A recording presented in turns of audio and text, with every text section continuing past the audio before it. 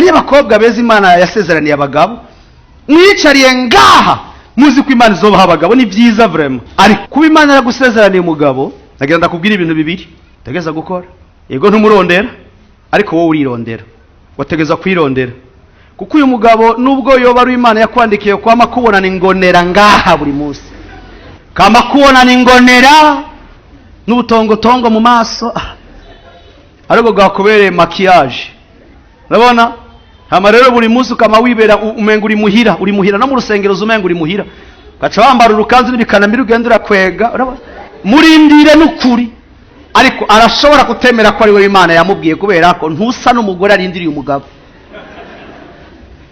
na Bibiliya ivuga ngo abamuteze ko ivyo mababa ariyeza n'ubiteze umugabo yamaniswaga uri mubiki wewe twese twiteze Yesu ikigaragaza ko tumwiteze twamatwiyeza nawe witeze umugabo beka ndakubwiza ukuri Imana ntiyigeze kubwira umugore wawe muzohurira non plus yakubwiye umugabo muzohurira mushobora guhurira kuri bisi mushobora guhurira hehe mushobora guhurira muri restaurant mushobora guhurira muri ville mushobora guhurira mu rubanza burya abakobwa batararonka abagabo mutegeza kwigengesera kurusha abamaze kuronka abagabo mwari mubiziga bene data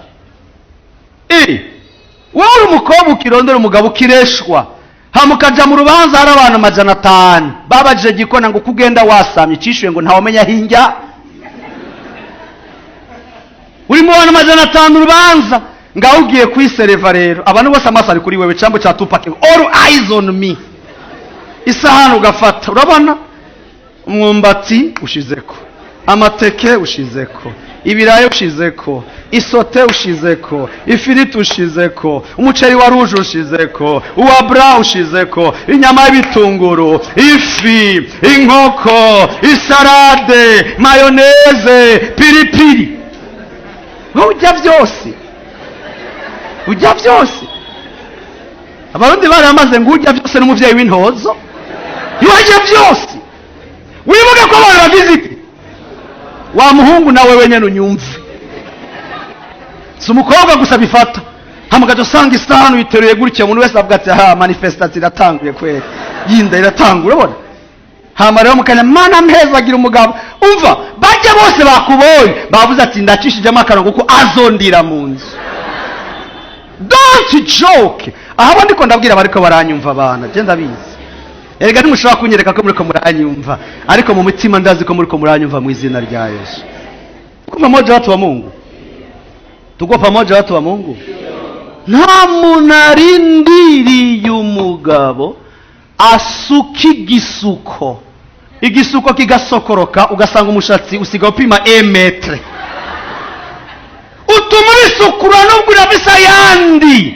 ambara zaguzi bitambara ku makanzu ego canke oya none ntiyari amagu y'ibitambaro usanga muri yambere agatambara n'akajipo n'agakanzu ubuzima bagatemba kuko niki kintu c'umushatsi upima 1 metre bazokigutukira comme désordre n'ubucafu uwo ndiko ndakora ko mu mbabarire si jewe ndagukunda ndagushakira iterambere mu izina rya Yesu nico gituma ndiko ndakubwira ukuri mwabahungu mwe umuhungu normal mabonekera mu bintu bibiri icambere ategeza kubonekera mu gukunda akazi chapi unapasha kuwa smart sinasikia banamuke yes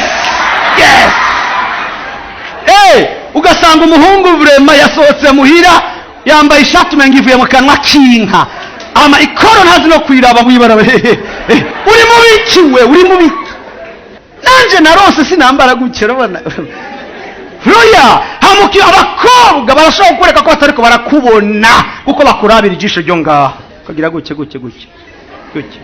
wowe kibaza ngo ntawumbona ariko barakuraba iyo umukobwa vraiment akunda umurari smart ashobora kwifotozanya nawe ariko womenga uravuturura urabona no be careful kuko ntuzi hari umunsi uzoja gupanga umuntu kubera ko yakubonye ahantu akagukubita ipoto kubera ko mutawure kino kintu listen to me ikintu kiguma umutwe wa mbere mu mutwe w'umuntu nico bita ifoto ya mbere kubera ko umurundi yango munsi wa mbere duhura kweka tavuze munsi wa kabiri duhura ni kubera yuko ifoto umuntu yakubonanye ya mbere irashobora kuguma akubonanye ubucafu umunsi wa mbere, arashobora kukwita kinyamwanda nubwo azokubona warasobetse.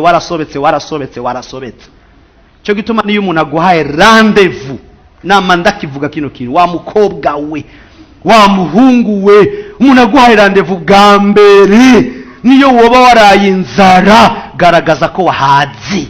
Bazanye meni ntuzi biri mufuko w'umuntu. Murabize poisson? Subiramo, urabize poisson igugwa ngahe 20,000, urabizi ko yafise? Wasavya izi de maison igugwa 6,000 mweshe marasharami. Ubizi gute ko adafise ibihumbi 10 inyuma? No hishingeso.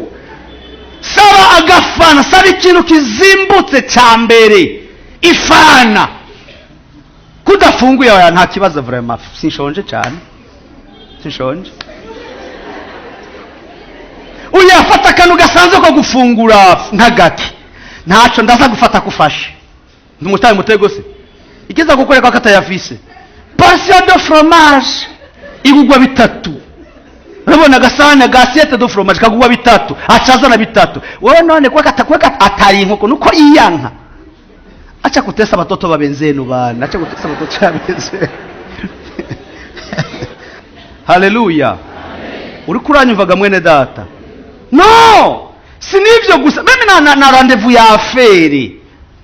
Iyo ufise rendezvous ya affaire kirazira gukomanda ibintu bihanitse. Kuko umuntu arashobora kugusuzugura akabona ko atacuri. Kuko burya n'ingere umuntu akomanda arashobora kubona yuko uyo muri Mari il y a un sang papa. Il y a un sang papa vraiment. Bwana saidie sana.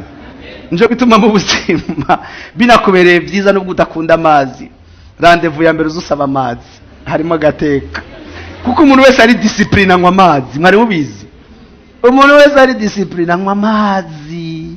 Uri mubana 1000 bakuraba, uterura icupa bose bakuraba. Na ya nyota yawe rero yihuta ngaha. Ucugira kugugugugu afati umuntu yarahwereye basha. No, c'est compréhensible. Ariko amazi ntuyanywana umuroho. Ugira gutya nakararabishe.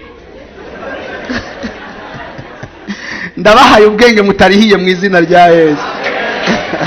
Muhejeje gukurikirana ijambo ry'Imana mushikirizwa n'umwungere w'ishengero Irembo ry'Intama mu Burundi, Pasteur Jean Miburo. Mukene ico mubaza hamagara canke mutwanzikire kuri WhatsApp ku nimero 79 57 52 72 79 57 52 72. Imana ibahezagire na ibahezagire.